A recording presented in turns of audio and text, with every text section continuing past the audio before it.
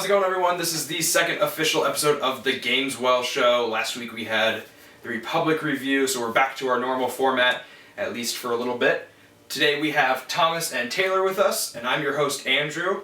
And what we do on the Gameswell show is we each bring a topic every week to talk about video games. Doesn't have to be newsy or anything like that, just kind of whatever we want, and we just kind of chat. So it's a rotating cast, so yeah, today we have Thomas and Taylor, last time we had Thomas and Jess, and who knows what we'll have left next time. So not Kitty anymore. Not Kitty. Kitty left. She doesn't have much to say about video games. She might like Cat Lateral Damage, though. We should get her to play that. I'm sure that would go swimmingly. The Kitty Cat game. So we're going to start off the show like we start off every show. What have we been playing lately? I'm still working on the Arkham games. Okay. I'm on Arkham Knight now. Mm-hmm. I'm trying to 100% that, other than Riddler stuff. I don't mess with that, but Riddler stuff, and that's tough. Yeah, It's a rough go. It's just, I don't know. It's one of those things where it's just not really worth it to me. But I know that you're more. You're not a collectathon kind of guy. No, Andrew is more of the. I am, and I'm not. Like when it comes to those Riddler droids, especially in Night, like I did most of them in City, but when it comes to Night, God, with having to use the Batmobile, it's rough. I hate using the Batmobile for the puzzles. It's hard. Yeah. I don't like it. But I like the puzzle aspect. I just don't like hunting everything down on a map. That just seems tedious to me. Yeah. And you started Fallout 4, correct? I have started Fallout 4 too. I'm just a little bit into it, but I really like it. Yeah. Good. What have you been playing? I've been playing Darkest Dungeon, which is what I've been playing for the past forever, several months. Right now. All right, yeah, buddy. All right. Yeah, I've been playing Darkest Dungeon on Steam. I'm normally real bad at video games, which you will see on Friday when my Horribly Played segment comes out. That was a lot of fun to record. It was. Yep. So look forward to that. Yeah. I'm not good at video games, but I happen to really, really like Darkest Dungeon. It's a really, really cool atmospheric game, and the combat's really strategic, which appeals to me, but it's turn-based, so I don't have to I can't hand-eye coordinate. Yeah. It's fine, it's great. Yeah, and it's thematically up your alley. Yeah, it's H.P. Lovecraft inspired, very cosmic horror. The artwork style of the game looks very much like a Mike Mignola comic, which is pretty cool for a lot of people since he's got such a neat art style, and the style, Chris Barrasso, the artist for that, I don't know that he's been recorded anywhere saying that Mike Mignola is one of his influences, but I would seriously bet my left hand that. Wow. Maybe right that's even. A bold I'm statement. right-handed. I would bet my right hand that Mike Mignola is an influence for the artist. Let's tweet at him. Let's tweet. I don't think we need to. All right, cool. So yeah, you've been loving Darkest Dungeon for a while. Yeah, it's great. You got me and Jess to start playing. Yeah, it's the RNG thing is addictive to me. Oh man. Being at the mercy of it. I know that's one of the things a lot of people actually hate about the game, but I really like it. Yeah. I think it's thematically appropriate. Yeah, just you could get screwed at any second. Yep, it's great. I didn't know it was a Lovecraft thing. That's cool. Yeah, it's hardcore H.P. Lovecraft you'd like inspired. It, you'd probably like it. Cool. It's also I wish I could use it with my students. It'd be a great vocabulary lesson because it's all written with all this Lovecrafty type dialogue, and it's uses words like antediluvian and that kind of stuff. All those good if you can manage them in Scrabble, will get you a ton of points kind of stuff. $5. Hey, I like words, so you know. I just finished up Republic last week. Did a review on it and started moving into a few different things actually. Just still trying to finish up Uncharted. I've got a little less than a month until 4 comes out. You can do it. I have faith in you. Thank you. I've got to get that done. Which one do you want? I'm still on 2. Have not played recently. I was gone all weekend at Comic-Con with Jess and Tony, so didn't play any games while I was down there. Yeah. I pick up Shovel Knight every once in a while and then cry because it's hard on New Game Plus. It's really hard. I'm not good at it. I beat it the first time. I don't know how that happened, but it's pretty crazy. It should not have happened. That sounds like me anytime I manage to beat a video game ever. Yeah, just this shouldn't have happened, but it did. But yeah. I feel like I'm really shutting down my own cred here. I love video games. I'm just terrible at them. No, there's nothing wrong with that. That's what's going to make Horribly Played so great is the fact that you respect and enjoy games, but you're not good at them. No, and that's why it's called Horribly Played. Yeah. Okay. Anyway, let's move on to topics for the show. Thomas, we're going to start with you. So Taylor and I just did the first episode of Horribly Played. Mm-hmm. That'll air tomorrow on Friday, and it got me thinking basically what in games scare you guys? Like what works for horror games and what doesn't? Because a lot of horror games have a very like horror setting. Like we talked about the mental hospital is in so many horror games, and it's just like that just comes with so many expectations that you're just kind of looking for your scares the whole time. Mm-hmm. And it just kind of boils down to jump scares being the only really effective thing, and even then it's like, whatever. It's a jump scare. It's not really a scare. It's an adrenaline rush. Yeah. It's the same way in movies, too. Yeah. Right. I mean, I have way too many thoughts about this. I'm like the resident spookologist. I know my horror stuff. Yeah. For me, the main thing that, and this is gonna show my, like, casual status here. One of the things that takes me out for horror games is when they're really, really hard. And this sounds counterintuitive, but actually, I find one of the reasons that I'm able to be afraid when I watch a movie, and if I'm playing a horror game, I want to be scared. Yeah. At least a little bit. Yeah. When I watch a movie or read a story or something like that, is because I can allow myself to be fully immersed in what's going on, and just kind of ride along for the experience. Whereas when I'm playing a game, if it's really hard, then I'm focusing so much on not screwing up the game and not failing at, like basic stuff, like navigating around the game and figuring out where the heck I'm supposed to go next, that it's really hard for me to be immersed and to be frightened when the game is too difficult. Which is why for horror, I think stuff like Until Dawn works pretty well, where it's not, the gameplay's not hard. No. But it's more story driven, you can be a little more immersed in it. And spoiler alert, I'm going to talk about Until Dawn probably a lot, like every time I talk about video games, because I think it's a hoot, so... Yeah. You were all over Until Dawn. I was all over Until Dawn. You were stoked about it. And that's actually kind of... I'm sorry if I'm, like, talking a lot, because I have a lot of feelings. No, you're fine. Horror expert. I also kind of feel like one of the other things that I see in some horror games that works really well is if they take, like, that standard setting, like Until Dawn has, like, the teen slasher kind of standard thing going for it. They kind of play it a little tongue-in-cheek, and I think that makes it a lot more fun, whereas some other games take their horror setting, like, super, super seriously, but it's a very cliche setting, and it's kind of hard to enjoy it as much when it's, like, oh, here's one of our, like, stock horror settings, and we're going to throw in every trope that you're going to expect ever. Yeah. But also, we're not going to play with it at all. It's just going to be totally straight. I don't know. There's a certain element of, I think, unpredictability that a horror game needs, and when you play everything so straight, it becomes predictable without being, like, having the, like, benefit of being amusing or funny. So you kind of need to do the whole thing where you do tropes and stuff, but you need to give the fans what they want in the form of these tropes, but you need to find a new way to do it. Right, find a way to make it engaging or interesting, or like put a little twist on it. Honestly, I think even something like just changing up settings every now and again can really help. And this is again like a personal preference. For me, I find games more frightening if they are in a period setting rather than a modern setting most of the time. And I think a lot of that has to do... It's like an immersion thing. It's like all these creepy things that go bump in the night really aren't that scary anymore because... We know. We know what's... Like, we know so much of this stuff. Like, we know vampires and werewolves aren't real. Unicorns are apparently now. Apparently unicorns are real. It's more of the Game of Thrones version of unicorns. Though. Yeah. Where they're big rhino shaggy things. Yeah. They're kind of cute, though. They are cute. I mean, as opposed to, like, unicorns? I mean, unicorns are also kind of cute, it works. Yeah. But yeah, so having, like, that setting in the past really helps for me because I can get into the mindset of a character who maybe believes that these things are real, and that makes it more scary. That's why...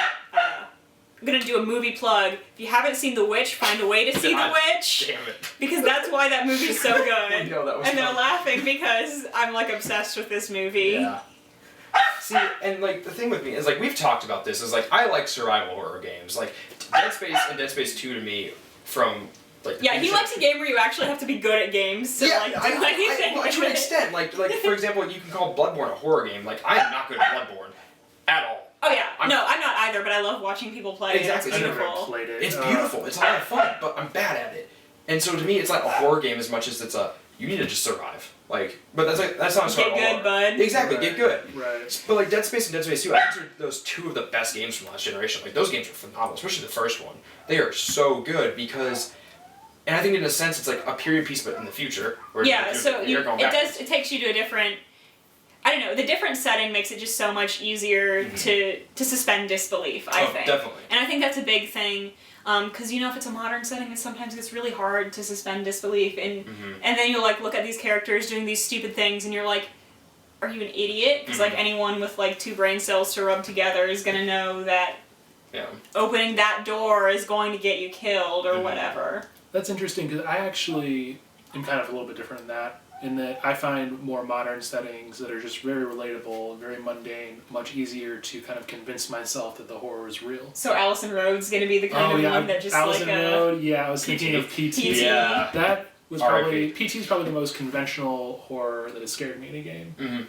What are some things in games that... You've got time, Okay, what are some things in games that kind of aren't really conventional, but have scared you still? Like, if I can give some examples. For mine... Like, just mining in Minecraft one time, and I just, like, fell down a hole, had no torches, and you're just underground. That terrified me. And another even weirder one is Harry Potter and the Sorcerer's Stone, the PC game. Oh, no. Buddy. Great. There's just one section where you go do this, like, you're in potions class, then you go in this dungeon, because Harry doesn't go to class ever. Yeah. And then you get back, and Snape's like... chocolate frogs. And Snape's like, you're late for class. Yeah. Class was over, like... 30 minutes ago. I remember that. And it just gave me this weird sinking like feeling of dread. I was like, damn, I'm late for class. Yeah. Like, oh. Yeah. And I don't know, that just sticks with me. So what are some things like that for you guys? This is, I mean, like, the number one go-to thing I think of, like, things that have scarred me from video games is the eye poke machine from Dead Space 2. Have you guys seen that? I haven't, but I feel like that's kind of like something that's supposed to really get you. It is, but like... Well, no, actually, no, I have seen that. Yeah.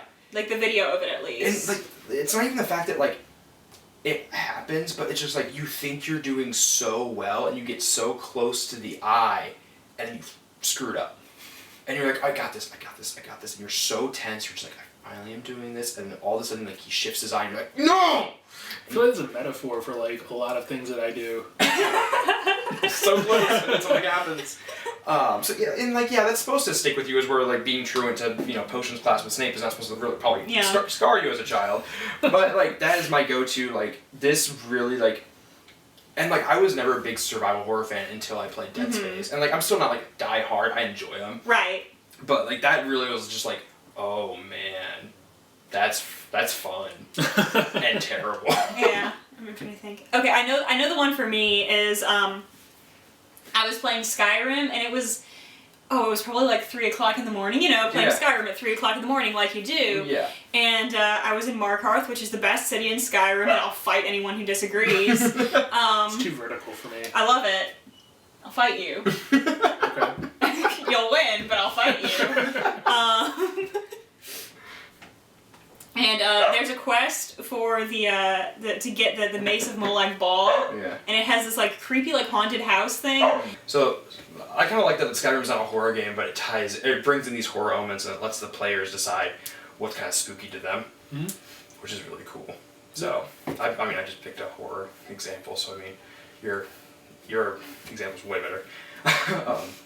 What do you got for us today, Taylor? All right, so it actually kind of transitions really nicely from the horror game things because this is a kind of a new technology type thing, and I think horror games are actually going to benefit from it more than I mean all the genres are going to benefit, but I think horror games are going to benefit the most. I've been following since I kind of became made aware of this game's existence, Ninja Theory's Hellblade.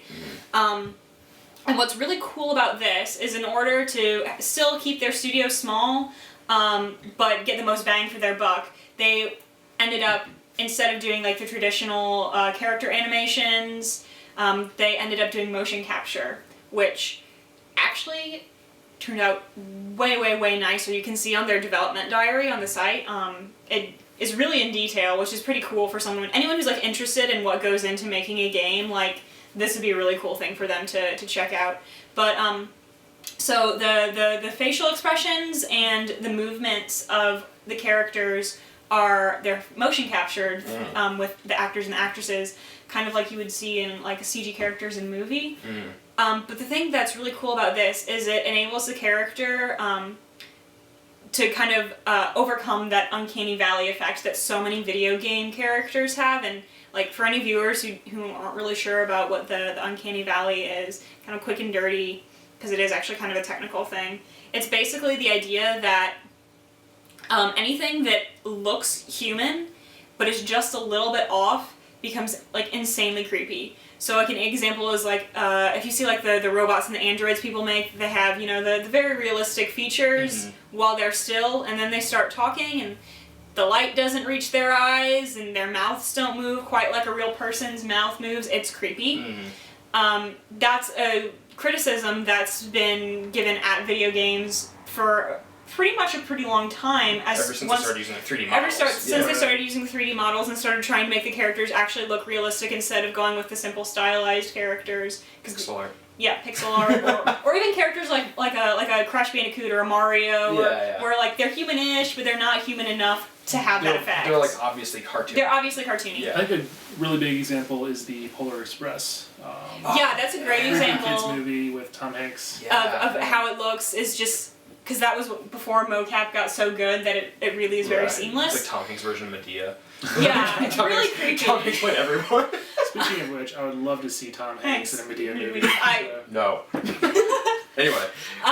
Anyway, so what's really cool about this, and the reason I think horror is going to benefit the most out of all the game genres from this sort of technology, is that I think more than any other genre, whether or not a horror is successful in having the effect on the player, it's really important that you empathize with the character so you care what happens to them. Because if you don't give a crap what happens to the character, it's not as scary. I think that's a really good thing that's horror and just storytelling games in general are going to benefit from. So like Quantic Dream, they did Beyond Two Souls and they did Heavy Rain, and they've got a new one coming out, something about Detroit. Right. And like they're very story narrative driven games. So I think, and horror really needs to have that, because if you just have horror gameplay, like that's not going to be fun. No, I mean it might be fun, but it won't be as immersive or as and to me, I'm a very like feelsy person, so it's not going to be as emotionally like immersive or emotionally moving as something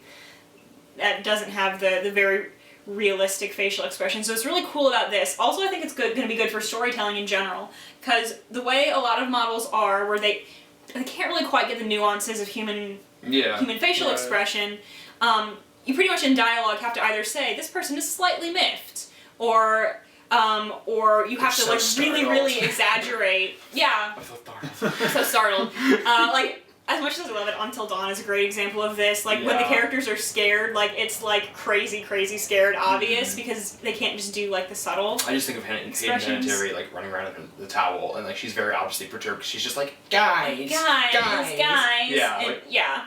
But, with this, you'll be able to have the much more subtle expression that the player can pick up on, and they don't need to be spoon-fed that, oh, the character's scared, oh, the character's angry, or whatever. And it also, since they're doing it with the, for this game at least, since they're doing it with the character's movements and walk cycle and all of that as well, they're also able to add some sort of nuance to that. So, in one of the videos that I watched in their development diary, they had a scene where the main character, Senua, is walking through this creepy woods, and she's frightened, and you can tell that she's frightened, not because she says she's scared, or she's making these, like, huge gestures, but she's just kind of walking, like, huddled over, like, looking left and right constantly. Yeah. And you can tell that she's frightened without anything having to spoon-feed you that information, and I think it's really cool. And the game itself, I think, has a really cool concept. It's based on Norse and Celtic mythology, and the main character, she's, like, this Celtic warrior who's gone into, like, the Viking homeland and ends up in Helheim, one of the Viking underworlds, trying to find... They haven't said so far, I don't think, but I assume it's like her dead husband or something. Yeah. But what'll be cool with why this technology is going to be really cool with that story is because a lot of it focuses on... She has like post-traumatic psychosis. Oh, okay. So she has a lot of hallucinations and stuff. And it's actually cool because they've got like... I mean, not cool that she has that, but it's really... that's terrible. But they've had like psychologists like on like been working with them to make sure like it's a really accurate portrayal of what it's actually like, instead of being kind of like oh no, this person's crazy. Yeah. So I think they're gonna like handle it a little more sensitively than a lot of video games have done before. Which is obviously like something that would be. Oh, Kitty's back. Kitty's back. Something important. So I think it'll be really cool, and I'm really excited for it, especially because I love Celtic and Norse mythology, and I'm not gonna lie, I really like a video game with a cool female protagonist. Oh yeah, for sure. I don't want to be too pessimistic. I just am wondering how it's going to work in that it will get realistic capture, and that's great, but it's still not human, and that still puts it very squarely in the end. You'll have to look at the footage itself, because I'm super sensitive to uncanny stuff. Like, androids creep me the heck out. Yeah. Like more than anything else. That's the thing that gets me. And I watch like a ton of horror movies, but that's the thing that really bothers me. And when I was watching the trailer they have for the character, it didn't have that effect at all. Really? Like, you could still tell that it was a video game character and not a real person. Yeah. But it didn't have that uncanny valley effect, at least to me. Yeah. And I would be usually the first person to be like, that's creepy. Because I know there have been times I've been playing like Dragon Age or whatever, and all of a sudden I'll be like, whoa, buddy, you look weird. Yeah. Well, I know. Calm I think 2011's LA Noire did something kind of similar. Yeah. I believe with the face capture stuff, and it was supposed to overcome that uncanny valley thing. And oh man, it did not. It did not. They it did cool didn't. stuff with the facial stuff, but did. it was creepy too. There you go, Kitty. And this is kind of like almost on level with some of the mocap I've seen in, and I think just, a couple years has given it some benefit, but it's almost on par with some of the stuff I've seen from movies but not like Polar Express, like recent movies that have used more it. like, You might not know this, but that was a cat, not a person, on Uncanny Valley. That's not how it works, Thomas. Uncanny Catty. Uncanny Valley? Uncanny Valley, there we go. There you go. Anyway, Go to the Punjin.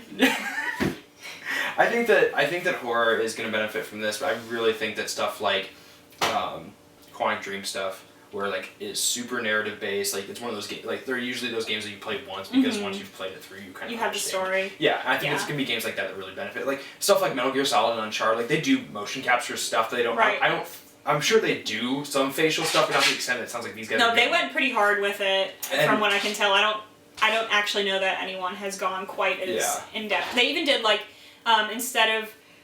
They went so far as instead of just like modeling a character, like the physical body of the character, like you normally would in a video game, where they did like a body scan, so they got like for like all the different like muscular movements. That's impressive. So, and they actually showed in the video side by side what the old body that they had first used was, using like just the typical stuff, versus the new one that they got with the scan, and like.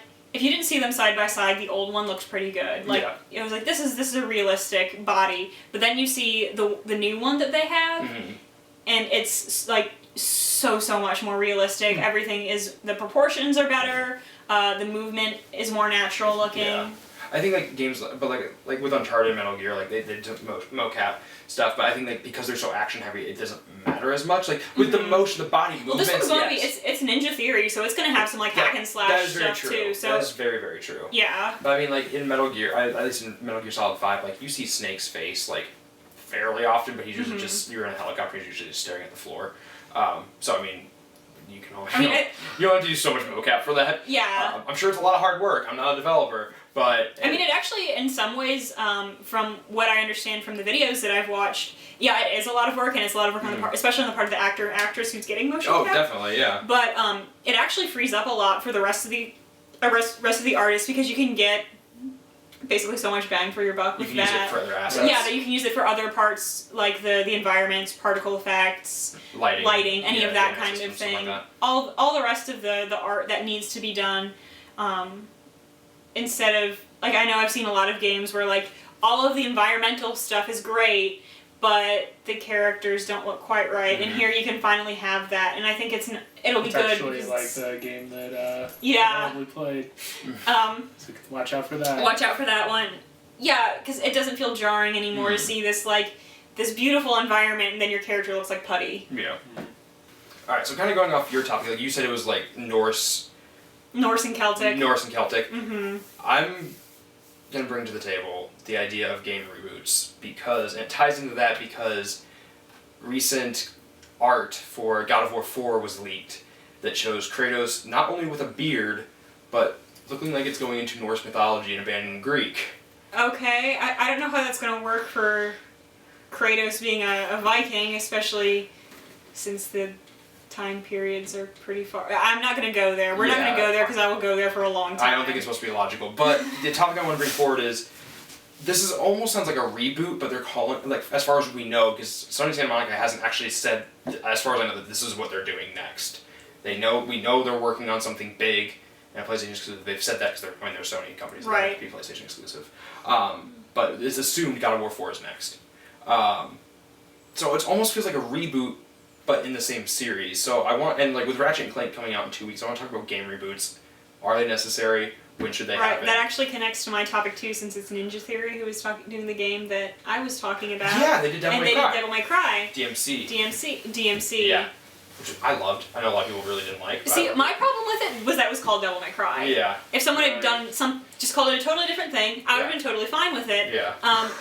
And it's not even like, I know a lot of people's main beef with stuff like, why doesn't Dante have white hair? But like, who cares really if that's like the thing? The thing that really I wasn't a huge fan of with the reboot was mostly just that the setting it had like kind of like gritty, like cyberpunky sort of thing going. And the first Devil May Cry thing I ever played was Devil May Cry 4. Okay. And what I really loved about that was all of the ecclesiastic imagery, the big Gothic cathedrals, That's in all of them. Yeah, but it's not really in the reboot. Yeah, not the reboot.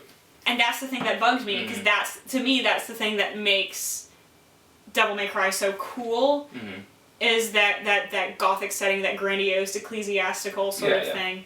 That irritated me more than Dante being a little punk. Yeah, he was punk. I mean, he was a little punk, but... What justifies a game getting a reboot, though? Like, when do we need one? Like, can you think of anything that says, like, this needs a reboot because of this? I think there's some games that...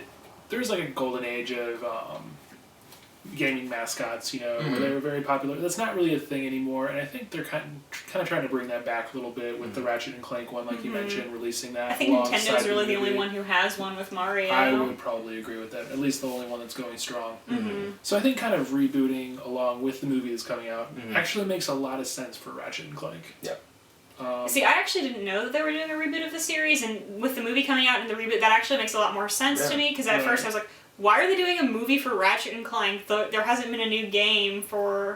we came out like 2 or 3 years ago. Okay, 2 or 3 years. There hasn't been like a new big release. It hasn't been at the height of its popularity for a while. They've been off the radar. They have. Yeah. Like, I love the Ratchet and Clank games. Oh, I do too. I am a huge Ratchet and Clank fan. When they said they were doing the movie, I was like, okay, that's fine, I guess. But then they were like, no, we're rebooting the series. They're going back and remaking the first game and adding stuff they wanted to that they couldn't fit in the original PlayStation 2 release. And then the movie is based off that. So the joke of the movie is the movie based off the game based off a game. Yeah, the movie about a game based off of a game, which is very Ratchet and Clanky way to describe it. Yeah. Because they're always up to something weird. Shenanigans. Yeah, exactly. And then Sly Cooper is also getting a movie eventually. Will we see a reboot with that? I think is a big question, especially if they're trying to do this mascot thing. I think that's a really good point. So, when they reboot a game, other than the mascot, where does this come from? Do we want this? As gamers, do we want this anymore? The things that I would like reboots of or remakes of are not a lot. I'm not a big remake person, and if we were talking about movies, I could go on for a long time, since my preferred genre is plagued with remakes. Yeah, I mean, all the Halloweens, all the sequels that horror But with games... Halloween is Taylor's favorite movie. F1. It's on air now, it's true. It's on the internet. It's not true. You can't lie on the internet. Nope. But... So, kind of the same thing holds for, when I would want to see a remake of a movie. A lot of the times is, if it had a really, really good concept or a really good idea, but the execution just wasn't quite there. And something about it could be the limitations of the software that it was originally put out for, or something just didn't quite work, but it could have been awesome. That's where I wouldn't mind, not necessarily would not mind seeing a reboot or a remake, is that where the original thing had a lot of potential, but for whatever reason never realized its full potential. Or did at the time, but now it could be so much more. But now it could be so much more. Gaming changes so fast. Yeah. I mean, but even that one's kind of, I think, for me, a slippery slope to go down, because it's well, yeah, like a lot of games would be better, would play smoother if we rebooted them now. Like, it's kind of the George Lucas line of thinking too. Yeah, like my Very favorite, much so. favorite video game is Shadow of the Colossus. Mm-hmm. It's a beautiful game. The combat and the controlling in it is pretty clunky. It is very clunky. It's very clunky. That's one of the reasons I haven't sat down to finish the game. But that's one of those where I'm like, but it's still a functional game. It's a beautiful game. It was really, really pretty revolutionary for its time because it was pretty much the first game to have the huge monster scale boss fights. Yeah. And then everyone started aping it and their like God of War type stuff. Yeah. But rebooting it just because we could make it better now, like we could make anything better now. I think there needs to be something. It needs to not only have not quite reached the potential that it could have now, it needs to have failed in its time. Okay. And on some level. No. But it had a good concept that could have been workable. Should have been good. You got anything? I can save it for. Okay, I've just got a quick example really quick. Yeah, go for it. They're redoing System Shock, which was the inspiration for Bioshock, which is another one of my favorite games from last generation. I love Bioshock. And they're redoing System Shock because it came out originally on the computer in the 90s. It's really old. Yeah. It's very dated. You can get it on Steam. There's actually 2 of them. And it's very hard for me to... Like, I've tried sitting down doing System Shock 2 multiple times. It's so difficult to get through. But they're rebooting it. I'm excited for that because they didn't fail at the time, but it just didn't age well. Yeah. And, like, strictly as somebody who didn't play it at launch and coming into it for the first time, it didn't age well. It's gotten a lot of popularity recently too with Bioshock. Yeah. And I think that there's a market for it. Yeah. It definitely is. Yeah, I think some cases like that, it is something that people would actually want. I'm just, like I said, I'm always really leery of remakes in general, just because all I can think is like the horror remake central, and I'm just so tired. It's I don't need to see another Nightmare on Elm Street. I saw the first one and it was pretty good. It's the only slasher movie I really like, to be perfectly honest. But Yeah. I think when there's more content to explore too, like with the God of War thing, if there was a God of War style game based off Norse mythology, that's kind of a cool idea. Like I haven't really played them, but having Kratos in it's kind of weird. Well, that's the thing. Like, does it have to be a God of War movie or God of War game? Yeah. That's debatable. Does it have to have Kratos in it? Well, no. He's not Percy Jackson. He doesn't have to like do the whole Right. and like be in every mythology. Like, another thing I can see people complaining about this is if they did a God of War style game, but then it was Norse mythology or someone else's mythology, everyone would just be like, it's a God of War ripoff because it's not explicitly called God of War. I think I could just do like a soft reboot. Yeah. Well, I think. I think would even be cool. Like or God of War, but have a different character for it instead of just shoehorning Kratos in. Because I don't know if that's what they're doing. That doesn't fit to me. Kratos doesn't work in that kind of setting to me. To me, like but I'm a picky person. The logical conclusion I made about jumping from Greek to Norse is. In the original trilogy, or I guess if you count Ascension, the original 4 games, not including the portable ones, it's all in Roman Greek, which makes sense because that's the Greek gods. Yep. And maybe, at the end of the 3rd one, spoilers for a game that's like 6 years old. If you cared about spoilers, you'd have played it already. Yeah. He beats Zeus at the end of the 3rd one. Like, that's his goal. He's done. Right, so there's closure there. Yeah, there's closure in that trilogy. So, as the new, essentially head honcho of the Greeks, world domination's next, goes to Iceland. There's a conflict between the Norse gods are moving in or something. It should probably be Sweden. World domination would head straight to Iceland. Okay. What's that? If you're going for the world, you don't go to the deep north in Europe. I'm sorry, I really like my North It's a cool place, don't get me wrong. I know you do, but okay, so going into their territory, there's a conflict between maybe the Norse are. I know it's a different time period for the sake of suspension of disbelief and a concurrent story. We have a couple leaked set photos, or God, not set photos. A couple of leaked photos. So I guess we're being a little critical. Yeah. It's not even Don't even tell me that. Okay. It's Thursday. Well, yeah. When you see this, it'll be Thursday. So I don't know. To me, there's a jump there that's possible through the video game shenanigans. But I'm a stickler though, so that's not gonna make me happy. No, I know. And I like the God of War games. They're fun. They're fun hack and slashies. Kratos is just such a boring hero to me. He's a terrible hero. He's so boring. At first he was vengeance. He's very Batman. He's a Greek Batman.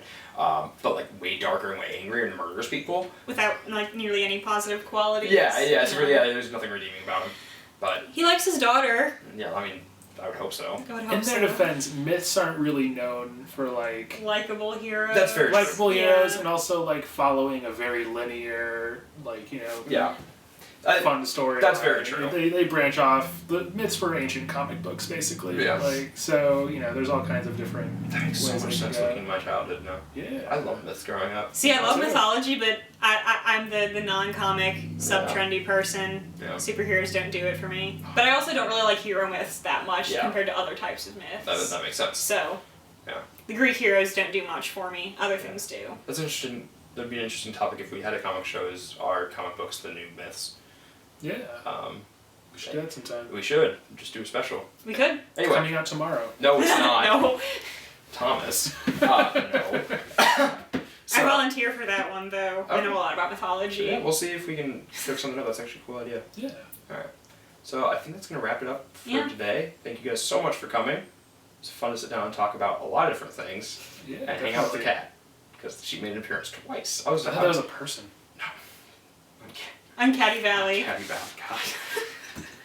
Anyway, this was the second episode of the Gameswell Show. Thank you so much for watching. Subscribe, check us out on Facebook, check out the website where we have all our other videos up and news articles every day. We're going to be doing the Horribly Played later this week, which is really exciting. There's these two sitting down and playing a surprise horror game for Taylor, and you'll guys find out what it is on Friday. It was a lot of fun to listen to them record it. I was in the other room, and I could just hear screams.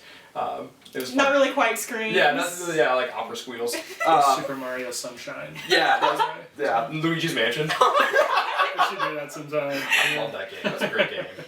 I've never played it, actually. It's fun. I mean, it's not a horror game, but it's Well, no, it'd be fun, I'm sure. It's a little creepy. It's a little creepy. I mean, there's booze. Which is just sped up Bowser voice, by the way. What? If they take Bowser's Oh, really? growl and sped it up, and that's the boo voice. Yeah, more you know. Anyway, subscribe to the YouTube channel. I'm Andrew. I'll be here next week with, I just believe, another normal episode, and then after that, I should be doing Ratchet & Clank, if I got my weeks right, which I'm super excited about. I'm gonna go see the movie. I'm dragging Jessica to go see it with me.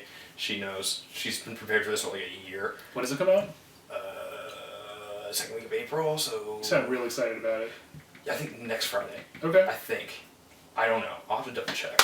Cool. Yes, I'm very excited. Okay, anyway, second episode of the Gameswell Show. Third time we're saying goodbye. Yeah. Goodbye. What was it, Angry Henry or whatever? Oh yeah. Yeah, hardcore Henry. Hardcore Henry, yeah. Which looks interesting, but I totally thought that was going to be an Assassin's Creed movie trailer.